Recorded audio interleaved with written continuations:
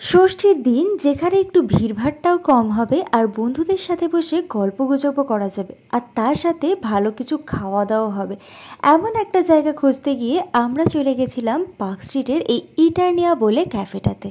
ভেতরে ঢুকতেই ওদের এই ছোট্ট সুন্দর ছিমছামভাবে সাজানো ক্যাফেটার অ্যাম্বিয়েন্সটা কিন্তু বেশ মনে ধরলো। যেহেতু আমাদের বন্ধুরা অনেকক্ষণ আগে থেকে এসেই আমাদের জন্য ওয়েট করছিল, তাই আর দেরি না করে আমরা অর্ডার করে দিয়েছিলাম peri peri chicken strips with cheese fondue. একটা কথা না বললেই নয়, এই ডিশটা হয়তো ভীষণ কমন, তবে ওদের সার্ভিং টেকনিকটা কিন্তু বেশ অন্যরকম। সত্যি বলতে আমি এত জায়গায় খেয়েছি, তবে এই ধরনের সার্ভিং কিন্তু আমি আগে কখনো পাইনি। এর আগে আমরা যতবারই peri peri chicken strips try করেছি, হয় কেচাপ বা ডিপ সসের সাথে ট্রাই করেছি, তবে মেল্টেড চিজের সাথে এই প্রথমবার ট্রাই করলাম।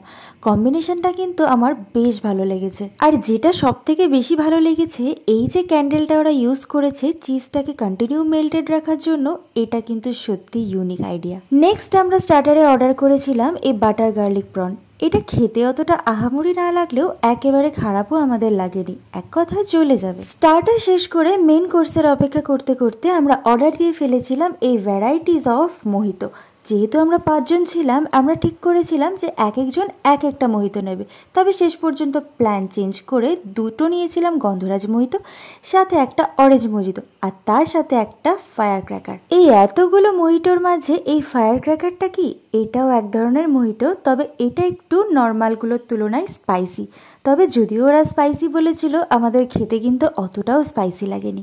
মেন কোর্সে আমরা চাইনিজ অর্ডার করেছিলাম, আর চাইনিজ খাবারের টেস্ট আলাদা করে বলার কিছু নেই, প্রত্যেকটা খাবারই বেশ ভালো ছিল।